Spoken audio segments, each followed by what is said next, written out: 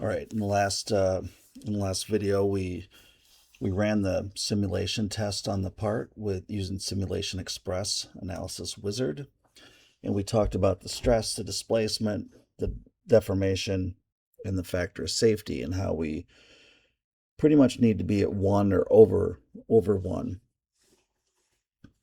And so one of the options this gives us is we can go in and redesign the part. The other thing that we can do is we can look at this and um, is we can return to the loads and fixtures, and I can either maybe try to hold another part as a fixture and keep it static. Um, in this case, in this part, it wouldn't be the case. But one other thing that I could do is I could maybe apply um, less of a load. And maybe we've gone through several different designs on this part and we've taken as much material as we can out of the part. And our only other option might be is to reduce the load on the part and then maybe put a limitation on that when we either use the part or sell the part. So that uh, that is always one option if we don't want to alter the part. But now what we're going to do is we're going to go through this and we're going to say, okay, well, if we look at these four steps here, we ran it, and now we looked at the results, and now we're gonna optimize. And so, did the part deform as you expected? Yes, it did. So we're gonna yes continue. And up here we can look at the results, and these in this area up here are going to be the same as these. So if I can click on the stress, and again I can see the same thing, and I can see how it's color coded and my different levels of stress. I can also show the displacement, and I can show my areas where the factor of safety is below one. And one thing I don't think I did explain is, why do we have a factor of safety? And, going back to that shelf example that I used in the last video, if we design a shelf to hold 100 pounds and then someone puts 100 pounds exactly, or maybe 101, and it fails, do we want them coming back after us? And so maybe our factor of safety is, 1.5. And while we say it only holds 100 pounds, it's really designed to say hold 130 or 140 pounds. So someone, even if they put a little bit more than the 100 what it's rated for, it'll probably hold. And so manufacturers do that all the time. But the farther we go in that range, the bigger uh, factor of safety, it's that part is going to cost more too. So as a manufacturer, you want to get it as close to one, but still, kind of protect yourself and protect the consumer as well. So I look at this, and this is based on the specified parameters. The lowest factor of safety is 0.6, which is well below 1. And I can see that here. This is to a negative, it's a negative exponent. And so this number here I know is less than 1 because of the negative exponent. And so I can either go back and make adjustments, or we can say we're done viewing the results. Now at this point, if I want, I can save this, I can generate a report, I can generate e-drawings to a file, but we're not going to do that. We're gonna optimize this part and hopefully fix what's wrong with it. And again, being that it is Simulation Express, it kind of takes a lot of the control that we might have if we were going through a full-blown simulation, but that's okay, because a lot of times this will give us at least a snapshot of what we need to decide if we want to spend more time on it. So I'm going to hit next. And it basically says Simulation Express can identify the optimal dimension for most features in your SolidWorks model based on your simulation results. Would you like to optimize the model? Yes. And so I'm going to hit next. And what this is going to do is this one. So this newer version of SolidWorks actually went in, and where that factor safety was less than 1, it picked this dimension for us, where in an earlier version of SolidWorks, when I went through this, we had to just say, well, you know what? That was on one of the spokes, and that is probably this profile of the spoke. And so we had to go down there and we had to physically select that dimension.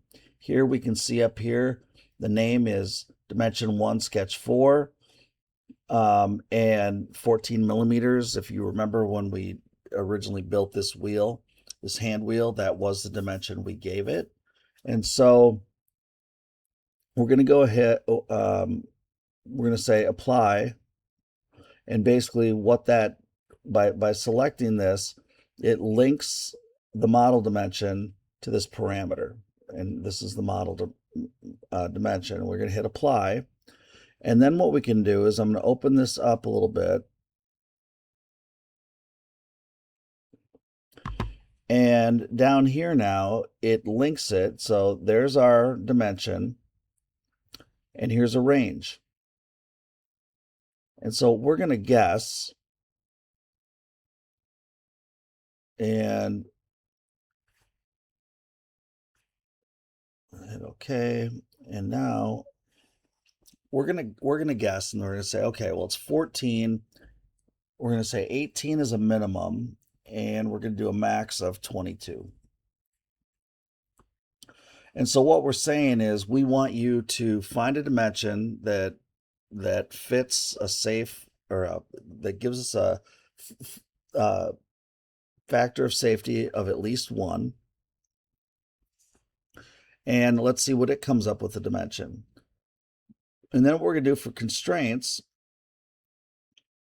we're going to put in there a factor of safety. Right now, the minimum is 0.6, and we're saying we want a minimum of 1.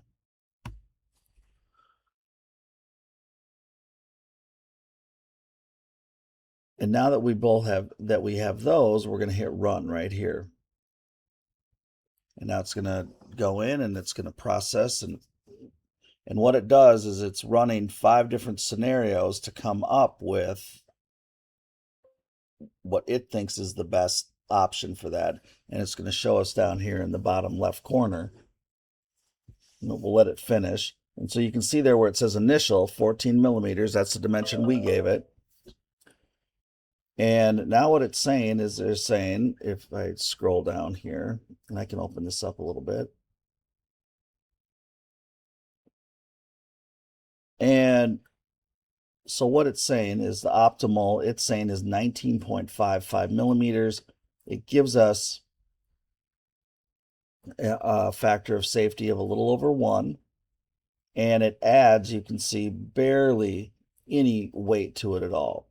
And if we wanted to go in there and say, well, we want a little bit more, we could say, well, let's make it 20 millimeters. But again, it gives us a snapshot of where we are. And we look up here, and then now it says, which dimension value would you like to use for the model? Initial value, which is what we gave it when we built it, or the optimal value that SolidWorks decided, and that gives us that factor, or that factor of safety. And so I could click on that, and then I could do next, because if we run the optimization, it's just going to do it again. Now what we could do, because that's kind of a weird value, right?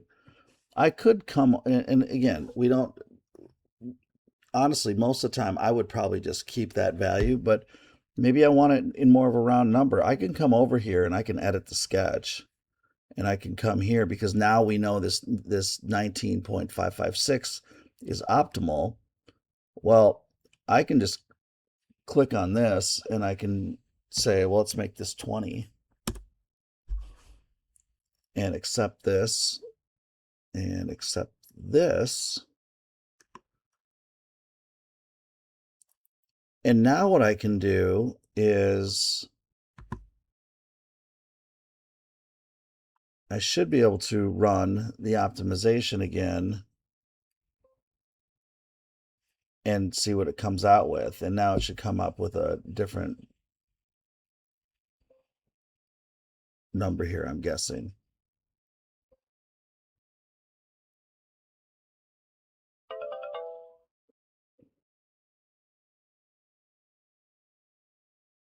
And so it's showing it what's the optimal, which is less than what we gave it, right? And we can see that the weight is almost, identical. But this has got a little bit greater factor of safety. And again, not that we need that, but I like that round dimension. And really the only reason that I'm showing this to you is because it's another option, and we have endless options in SolidWorks. And so now this time, because I put in the 20, and even though optimal, because we gave it that range of 18 to 22, and it's picking optimal because it's the closest to 1, because that's what we gave it. Um, and so that's why it's saying that's optimal, um, because that's the closest it gets to 1 with that.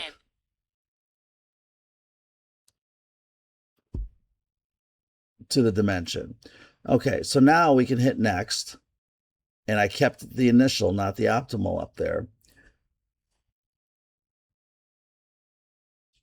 And now down here, if I go to the Simulation Express study, it brings this back. And because our old study's out of date, because we changed this, it's basically saying that, and then we must rerun the study. And so the easiest way to do that is I can click up here to run,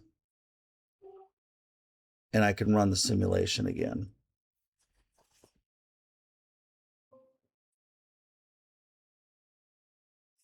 And now when I look here, if I do my factor of safety, I double click on it, and now we look on it, and my min is over 1. And I look here, and there's no stress on those spokes now.